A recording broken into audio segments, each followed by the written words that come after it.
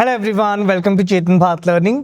Continue करते हैं हमारे कंटेंट के सीरीज़ को, जहां पे हम डिटेल में डिस्कस करते हैं कोई करंट या कोई कंटेम्प्रेरी इशू।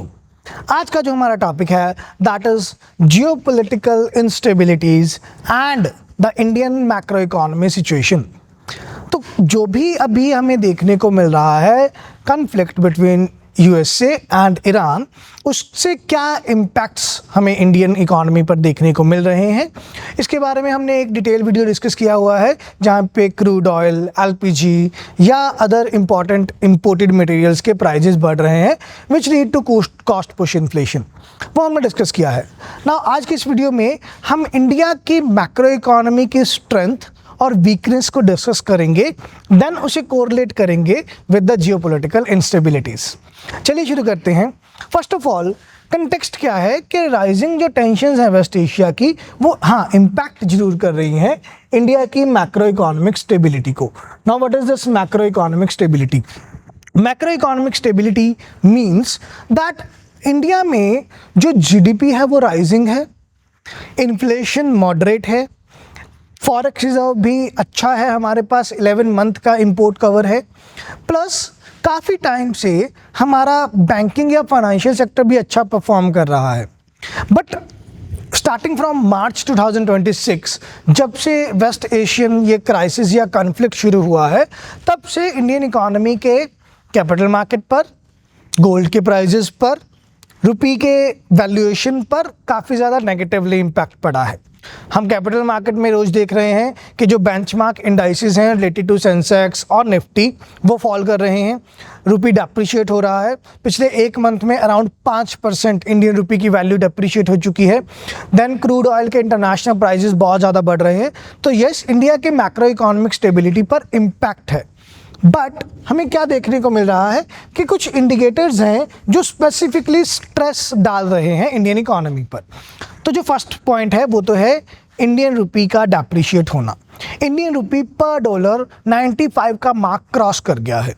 तो पर डॉलर इंडिया का रुपी 95 का मार्क क्रॉस कर गया है, जो कि रिकॉर्ड लो है इंडिया के इंडियन रुपी के हिस्ट्री में।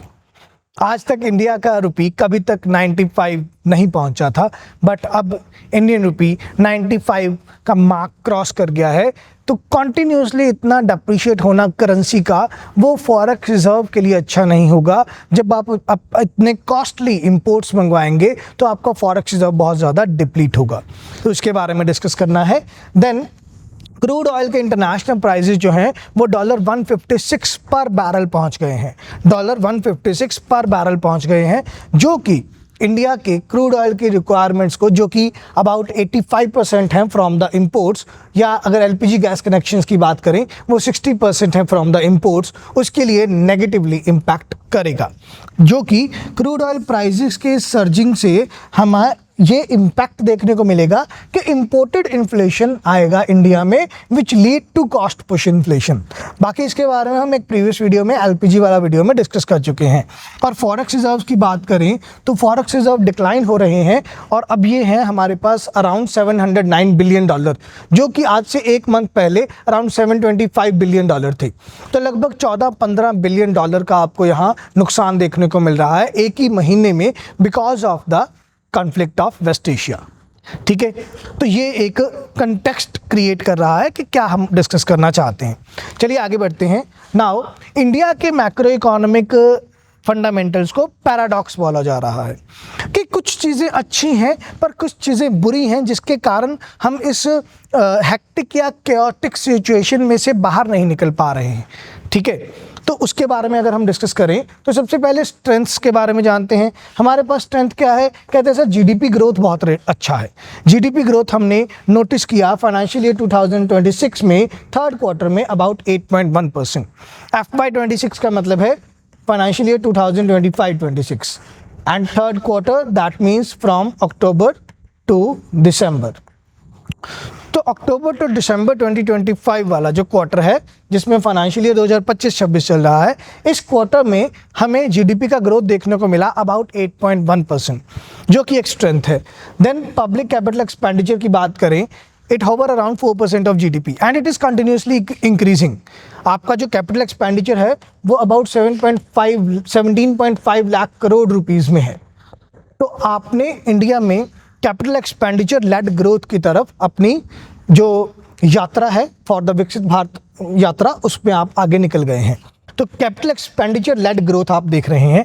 प्लस फिस्कल डेफिसिट की बात करें तो अभी हमारा फिस्कल डेफिसिट जो है वो अबाउट 4.4% ऑफ जीडीपी देखने को मिल रहा है, और इसके लिए हमने नेक्स्ट फाइनेंशियल ईयर का टारगेट बनाया है फॉर 4.3% ऑफ जीडीपी। FY27 क्या बनेगा? 2026-27। तो 2026-27 में हमने टारगेट बनाया है 4.3% ऑफ जीडीपी। तो ये तो स्ट्रेंथ है कि आप फिस्कल कंसोलिडेशन में अच्छे काम कर रहे हो। आप फॉरेक्स रिजर्व के मामले में कुछ ठीक ठाक काम नहीं कर पा रहे, बट फिर भी आपके पास पब्लिक एक्सपेंडिचर अच्छा है, बट आपका जीडीपी ग्रोथ भी साथ में अच्छा चल रहा है। तो ये तो स्ट्रेंथ है। बट अगर हम वीकनेस की बात करें तो वीकनेस काफ़ी ज़्यादा बताए गए हैं कि मैक्रो इकोनॉमिक सिचुएशन जो है आपका वो वल्नरेबल है। वल्नरेबल क्यों है? कि आपकी इकोनॉमी चाहे जितना मर्जी ग्रोथ दिखा रही है, बट आपके पास इक्विटेबल ग्रोथ नहीं है। इक्विटेबल जस्टिस में आप नहीं लेके आ रहे हो अपने इंक्लूसिव ग्रोथ को। उसके लिए कुछ रीजंस बताए जा रहे हैं। फर्स्ट रीज़न है वीक रियल वेजेस। जो रियल वेज रेट है वो बहुत ज़्यादा वीक है। रियल वेज रेट क्या होते हैं? जब आप मॉनिटरी वेजेस में से इन्फ्लेशन का इम्पैक्ट हटा देते हैं। जब आप मॉनिटरी वेजेस में से इन्फ्लेशन का इम्पैक्ट हटा देते हैं, that is real wage rate. तो रियल वेज रेट जो है वो आपका वीक है, बिकॉज चाहे मॉडरेट है inflation, but growth in the monetary wages और रियल वेजेस नहीं देखने को मिल पा रही है। रीजन बीइंग आपकी करेंसी डेप्रिशिएट हो रही है। अगर आपकी करेंसी डेप्रिशिएट होगी तो आपकी करेंसी का जो परचेजिंग पावर है वो इरोड होगा। The purchasing power of your currency is being eroded because of the currency depreciation, which lead to the lower or weaker real wages. एक ये रीज़न दिया जा रहा है। प्लस स्टैगनेंट है रियल वेजेस। स्टैगनेंट है आपका रियल वेजेस। आप रियल वेजेस में आगे अच्छा काम नहीं कर पा रहे हो, इसमें इंक्रीमेंट नहीं देख पा रहे हो over the period of time. तो फर्स्ट रीज़न ये बताया जा रहा है वाई इंडियन इकोनॉमी के मैक्रो इकोनॉमिक फंडामेंटल्स पैराडॉक्स में है। Secondly, rising household debt. पिछले साल 2025 में हाउस होल्ड डेट है आपका अबाउट 39.8%। ठीक है, या हम फाइनेंशियल ईयर की बात कर रहे हैं 2024-25 की, और 2025-26 फाइनेंशियल ईयर में आपका हाउस होल्ड डेट चला जाता है 41% ऑफ जीडीपी पर। मतलब अगर हम प्राइवेट हाउस होल्ड्स की बात करें, जो हमारा कंज्यूमर सेगमेंट है उसकी बात करें, तो उनका जो डेट है वो 41% ऑफ जीडीपी है, and it is rising day by day. वो क्या शो कर रहा है कि आपकी इकोनॉमी जो है वो क्रेडिट पर बहुत ज़्यादा डिपेंडेंट है, और अगर छोटा सा भी कहीं कोई ऐसा इंसिडेंट हुआ कि आपके पास कोई इनकम राइज नहीं हो पाया या आप लोन नहीं रीपे कर पाए, तो आपका बैंकिंग सेक्टर में बहुत ज़्यादा नेगेटिव इम्पैक्ट देखने को मिल सकता है। तो सेकंड रीज़न बताया जा रहा है पैराडॉक्स के पॉइंट ऑफ व्यू से कि इंडिया में जो हाउस होल्ड डेट है वो बहुत राइज कर रहा है टाइम से। देन प्राइवेट इन्वेस्टमेंट जो है उसमें लैग्स हैं, और ये कोविड के बाद से हैं, ये अभी से नहीं है। कोविड के बाद से प्राइवेट इन्वेस्टमेंट में इतना रिवैम्प नहीं देखने को मिला जितना देखने को मिलना चाहिए था। देन रशिया इन्वेडेड यूक्रेन, उसका इम्पैक्ट चलता रहा। देन लास्ट ईयर ट्रंप ने टैरिफ लगाए, उसका इम्पैक्ट देखने को मिला। Then this year USA and Iran conflict. ये सारी चीज़ों से जब सप्लाई शॉक्स क्रिएट हो रहे हैं, ये नहीं दे रहे मोटिवेशन प्राइवेट पर्सन को कि वो इन्वेस्टमेंट करे। तो लैग्स हैं अभी भी प्राइवेट इन्वेस्टमेंट में। प्राइवेट सेक्टर अभी भी हेसिटेशन दिखा रहा है कि वो कैपिटल इन्वेस्टमेंट में नहीं जा रहे। उन्हें अनसर्टेनिटीज़ देखने को मिल रही हैं पिछले 5-6 साल से, तो वो मोटिवेटेड होकर डेडिकेटेड तरीके से इन्वेस्टमेंट नहीं कर पा रहे हैं। And lastly, external buffers weakening. तो जो एक्सटर्नल बफर्स हैं हमारे वो वीक हैं। ठीक है, जैसा हमने कहा कि ओवरऑल जो फॉरेन से हमें इन्वेस्टमेंट आ रही है या हमारी करेंसी की वैल्यू है वो हमारे फॉरेक्स को डिप्लीट कर रही है। एफपीआई आउटफ्लो की बात करें, इट एक्सीड्स $8 बिलियन। अगर हम पिछले 3 साल का डेटा देखें तो इकोनॉमिक सर्वे ये कोट कर रहा है कि from 2023-24, 24-25 and 25-26 FPI stands at FPI, and that too net FPI, net foreign portfolio investment, stands at less than 1% of GDP. Net FPI क्या है? FPI inflow minus FPI outflow and minus repatriation of profits. जब आप net FPI देख रहे हो ये 1% of GDP से भी कम है, तो FPI आउटफ्लो बहुत ज़्यादा बढ़ रहा है। FPI आउटफ्लो हो रहा है $8 बिलियन तक का, जिससे आपकी कंट्री में अगेन फॉरेक्स रिजर्व डिप्लीट हो रहा है। तो ये कुछ वीकनेसेस बताए जा रहे हैं, इसलिए ये कहा जा रहा है कि स्ट्रेंथ्स भी हैं और वीकनेस भी है, जिसके कारण हमें एक पैराडॉक्स लाइक सिचुएशन देखने को मिल रही है। ठीक है, आगे बढ़ते हैं। देन हमें कुछ स्ट्रक्चरल शिफ्ट्स देखने को मिल रही हैं इंडिया के केस में। इंडिया के केस में हमें कुछ स्ट्रक्चरल शिफ्ट्स देखने को मिल रही हैं कि इंडिया अपना फिस्कल मॉडल कैसे अपना रहा है। Fiscal model is how government is spending and getting some revenue out of the whole budget. तो उसमें एक शिफ्ट देखने को मिल रहा है। शिफ्ट क्या देखने को मिल रहा है कि government is tilting towards revenue side. Government is encouraging कि मैं अपना रेवेन्यू ज़्यादा इंक्रीज करूं। रेवेन्यू के लिए अगर हम बात करें तो रेवेन्यू इंक्रीज हुआ है 8.5% ऑफ GDP से 9.1% ऑफ GDP। पिछले 5 साल में गवर्नमेंट का जो रेवेन्यू है वो 8.5% ऑफ GDP से बढ़ के 9.1% ऑफ GDP हो गया है। बट इसमें एक कैच है। अगर हम रेवेन्यू साइड की बात करें, गवर्नमेंट को कहाँ से रेवेन्यू मिलता है, तो गवर्नमेंट को या तो टैक्स से रेवेन्यू मिलता है या टैक्स के अलावा कुछ नॉन टैक्स आइटम्स भी हैं, जैसे पब्लिक सेक्टर अंडरटेकिंग्स के प्रॉफिट्स या गवर्नमेंट डिपार्टमेंटल के अंडरटेकिंग्स के ओवरऑल डिविडेंड्स या इंटरेस्ट का इनकम, पेनल्टी चार्जेस, ये सारे इनकम, ग्रांट्स, डोनेशंस। तो ये गवर्नमेंट के कुछ नॉन टैक्स इनकम्स हैं। अगर टैक्स इनकम्स की बात करें तो ये रिलाइड हैं for direct taxes and indirect taxes. तो अगर हम डायरेक्ट टैक्स की बात करें तो इनकम टैक्स में इतना ग्रोथ नहीं देखने को मिल रहा है जितना GST में ग्रोथ देखने को मिल रहा है। और GST में इतना ग्रोथ देखने को क्यों मिल रहा है? बिकॉज ऑफ हाई GDP बढ़ेगा, प्रोडक्शन होगा, तो अल्टीमेटली GST तो गवर्नमेंट कलेक्ट करेंगे। तो इंडियन गवर्नमेंट जो है, जो उसका ज़्यादा रिलायंस है on GST, and GST is about 22.8 lakh crore for financial year 25। 2024-25 में सरकार को अराउंड 23 लाख करोड़ के आसपास का GST रिसीव हो रहा है। तो आपके इनडायरेक्ट टैक्सेस का share in the overall government revenue increase हो रहा है। बट अगेन पॉइंट क्या है, ये ट्रांजैक्शन बेस्ड टैक्सेस हैं। ये ट्रांजैक्शन बेस्ड टैक्सेस हैं। जब तक कोई सेल परचेज या प्रोडक्शन या कंजम्पशन एक्टिविटी नहीं होगा तब तक गवर्नमेंट को ये टैक्स नहीं मिलेगा। तो ये ट्रांजैक्शन बेस्ड टैक्सेस हैं। Government is not relied on income based taxes और direct taxes, government is relied on indirect taxes या ट्रांजैक्शन बेस्ड टैक्सेस। तो ये एक हमें स्ट्रक्चरल शिफ्ट देखने को मिल रहा है कि गवर्नमेंट अपना रेवेन्यू सोर्सेज बढ़ा रहे हैं। ठीक है, देन अगर हम इशू की बात करें राइट नाउ इशू क्या है कि इनकम ग्रोथ इतना ज़्यादा नहीं है और ना ही हमारा गवर्नमेंट डिपेंडेंट है इनकम ग्रोथ पर, क्योंकि इनकम टैक्स पर नहीं, हम GST पर डिपेंडेंट हैं। देन हम रिलायड हैं इकोनॉमिक एक्टिविटी पर कि GDP बढ़ेगा तो ऑटोमेटिकली हमें GST ज़्यादा मिलेगा। इस चीज़ पर गवर्नमेंट रिलायड है। तो इससे क्या वल्नरेबिलिटी जनरेट होती है, that this fiscal model is expose to shocks that reduce consumption और ट्रेड। अब जैसे ही हमने कहा कि USA में या ईरान में कॉन्फ्लिक्ट हुआ है, उससे क्या हुआ, ओवरऑल इकोनॉमिक एक्टिविटीज़ को थोड़ा हॉल्ट मिला है। आप क्रूड ऑयल नहीं परचेज कर पा रहे हैं या इंपोर्ट कर पा रहे हैं। ठीक है, आपको नए सोर्सेज ऑफ क्रूड ऑयल ढूंढने पड़ रहे हैं, डाइवर्सिफाई करना पड़ रहा है अपने सप्लाई चेन्स को।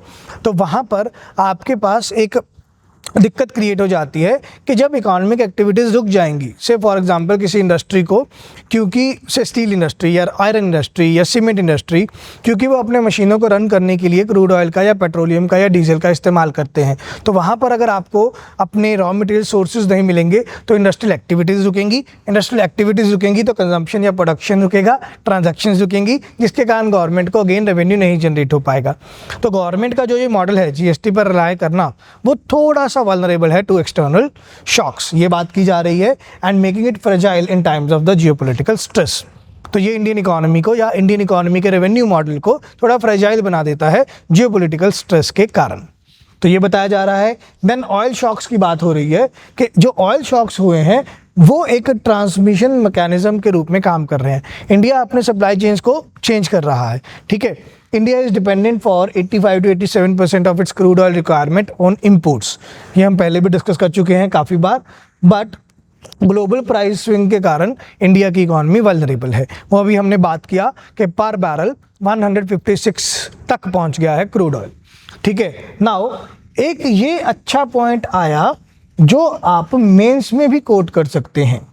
ध्यान से समझिए, दैट इम्पैक्ट ऑफ एवरी $10 पर बैरल इंक्रीज, कि अगर हर बार $10 पर बैरल बढ़ता है तो उससे इंडियन इकोनॉमी पर क्या इम्पैक्ट है। बहुत अच्छा एनालिसिस था, देखिए समझिए। कंज्यूमर प्राइस इंडेक्स में इन्फ्लेशन बढ़ेगा 0.2%, बिकॉज कंज्यूमर प्राइस इंडेक्स में आप फ्यूल को वेटेज रखते हो।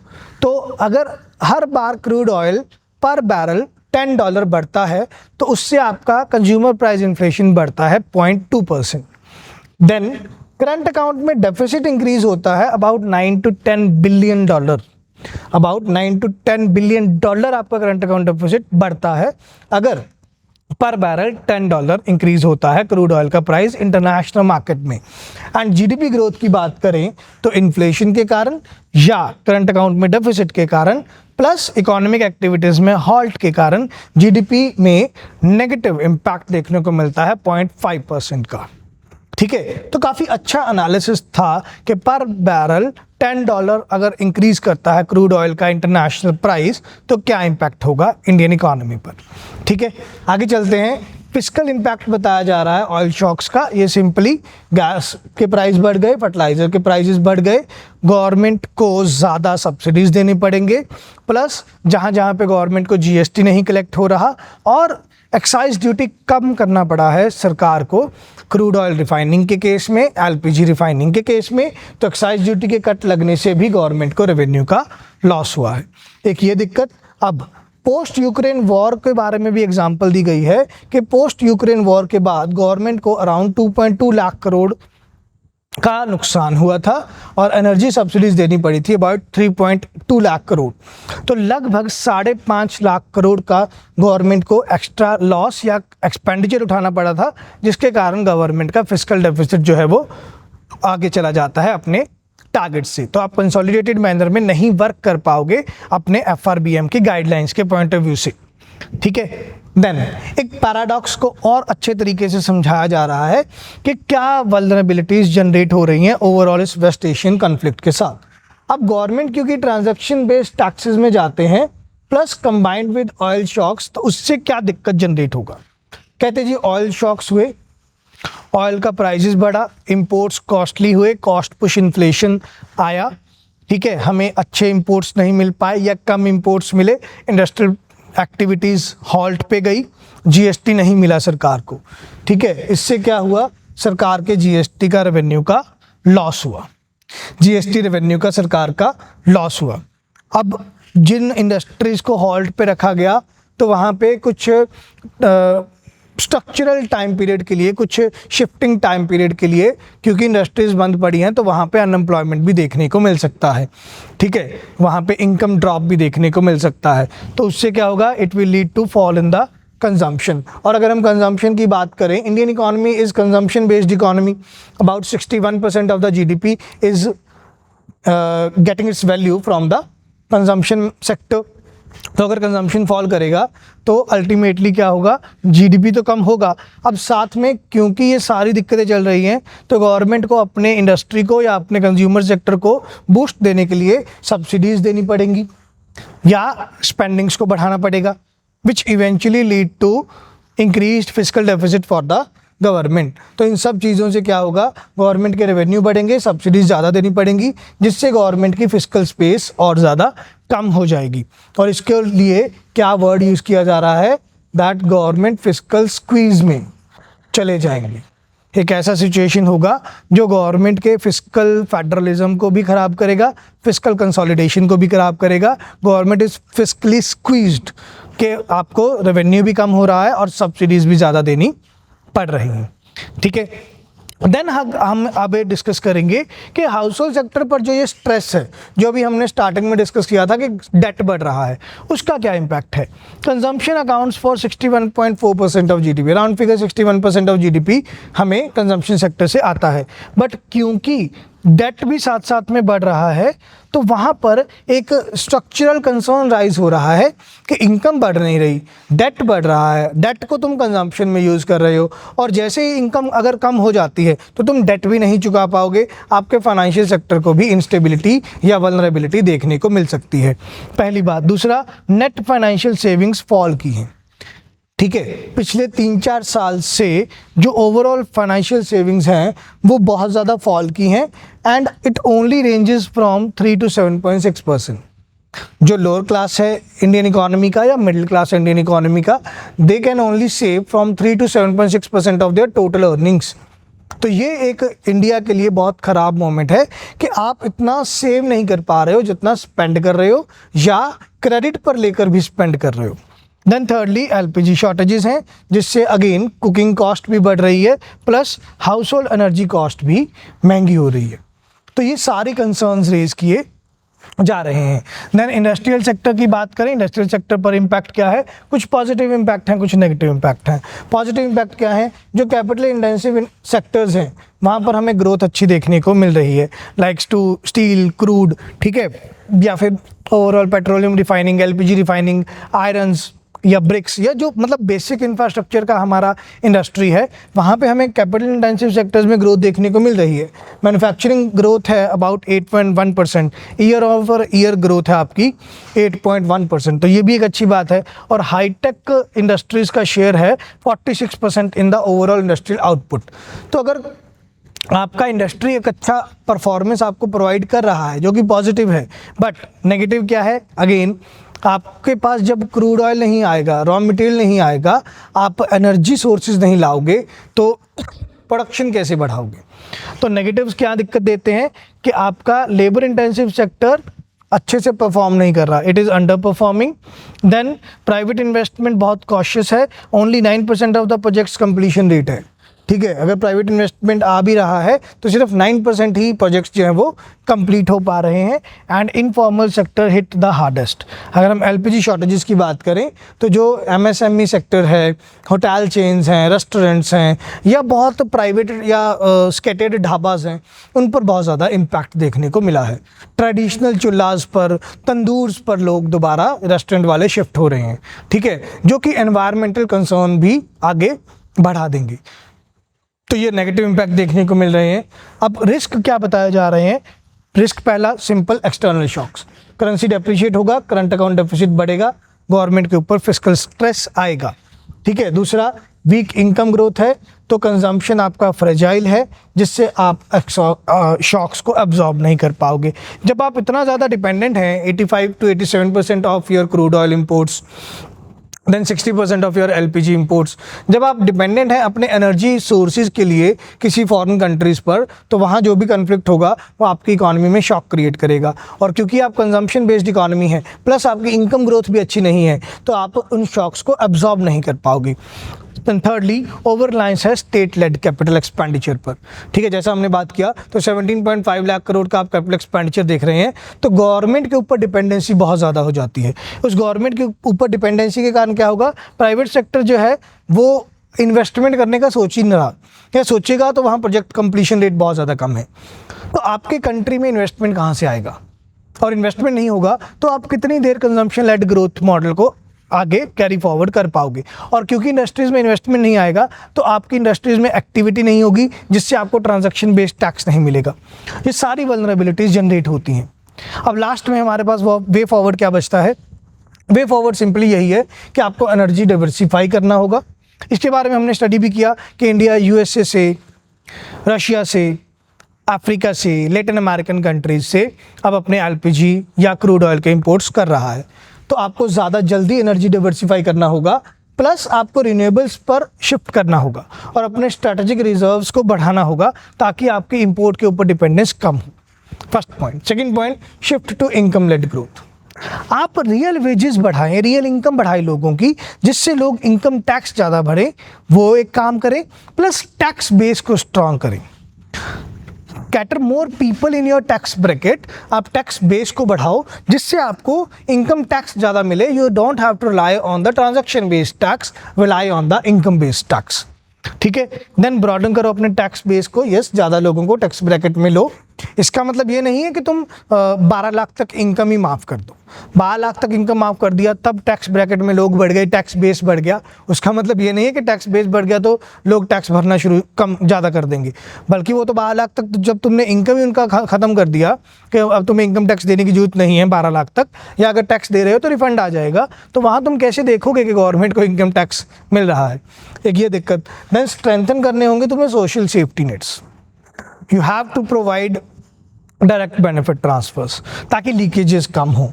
You have to provide some protection money to households जो आपके एक्सटर्नल शॉक्स को एब्जॉर्ब करेंगे, ठीक है। And lastly enhance fiscal flexibility. Government को अपने नॉन टैक्स रेवेन्यू, अपने ओवरऑल रिसीट्स को बढ़ाना होगा। आपको काउंटर साइक्लिकल पॉलिसी को भी मेंटेन करना होगा। अगर आपको ये रिसेशन लाइक सिचुएशन देखने को मिल रही है या आपको एक ये कॉन्ट्रैक्शनरी सिचुएशन देखने को मिल रही है, you have to spend more, you have to provide more to your public, to your industries, ताकि आप ज़्यादा इन्वेस्टमेंट को अट्रैक्ट कर सकें। प्लस आपको बफर भी क्रिएट करना होगा जियोपॉलिटिकल वोलेटिलिटी के कारण। ये सारी दिक्कतों में आपको अपना इंपोर्ट डिपेंडेंस कम करना होगा ताकि फॉरेन शॉक्स से आप इतना दिक्कत ना दें। बाकी लास्टली यही बचता है कि आपके पास मोस्ट पॉपुलस नेशन है, आपका कंजम्पशन बेस स्ट्रांग है। नो डाउट इतना इफेक्ट जो है अल्टीमेटली नहीं देखने को मिलेगा, लॉन्गर रन में सब स्टेबल रहेगा।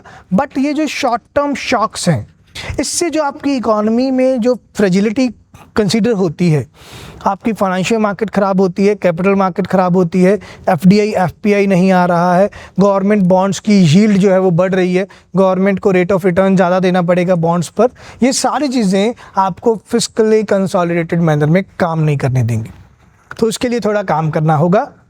बाकी ओवरऑल ये करंट या कंटेम्प्रेरी इशू ये बोलता है कि हाँ जी, कुछ पैराडॉक्स लाइक सिचुएशन है, पॉजिटिव भी हैं तो नेगेटिव भी हैं। पॉजिटिव पर थोड़ा ज़्यादा काम करना होगा, नेगेटिव्स को थोड़ा कम करना होगा, ताकि इंडियन इकोनॉमी को हम बहुत अच्छे से कैरी फॉरवर्ड कर पाएँ। So this is the topic for today. मिलते हैं नेक्स्ट वीडियो में किसी और नए इशू और नए टॉपिक के साथ। तब तक के लिए अच्छे से पढ़ाई करें, रिवाइज करें। कोई भी क्वेश्चन या कोई डाउट हो आप कमेंट करके पूछ सकते हैं। Thank you, take care and bye bye.